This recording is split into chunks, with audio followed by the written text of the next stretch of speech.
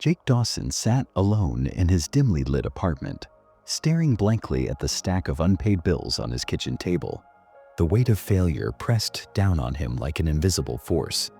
At 32, he had spent the last 5 years trying to get his startup off the ground, an online coaching platform for athletes. It had started with passion, late nights, and a vision to help young players reach their full potential. But now he was out of money, out of energy, and out of hope. His phone buzzed. A message from his younger sister, Emily. "Jake, I know you're struggling, but I believe in you. Don't give up." He sighed. Belief? That was easy for others to say, but how could he believe in himself when everything around him screamed failure? That night, he lay awake, staring at the ceiling.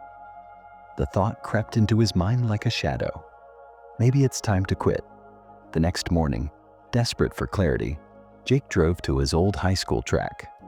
Running had always been his escape, his therapy. He laced up his sneakers, stretched, and started jogging. With every step, memories of his track coach, Coach Reynolds, resurfaced. The man who had once pushed him to his limits, who had believed in him even when he didn't believe in himself. Jake stopped at the 200-meter mark, panting, sweat dripping down his forehead. He closed his eyes and heard the echo of his coach's voice from years ago. The moment you feel like giving up, that's when the real race begins. Coach had told him that during his final race in senior year. Jake had been in second place, exhausted, ready to slow down. But Coach's words had ignited something in him.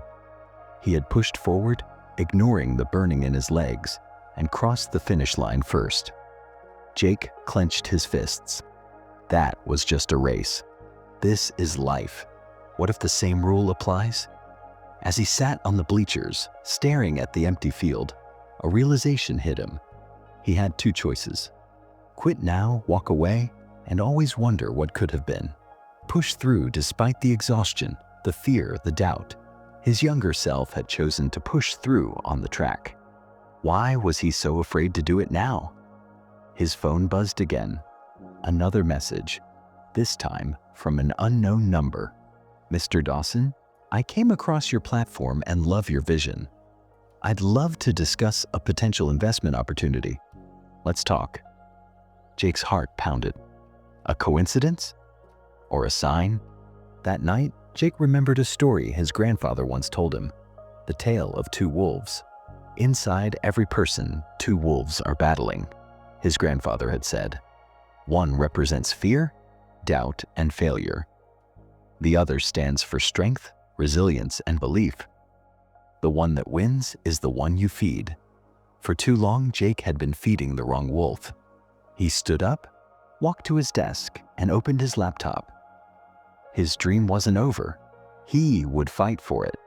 Because the moment you feel like giving up, that's when the real race begins.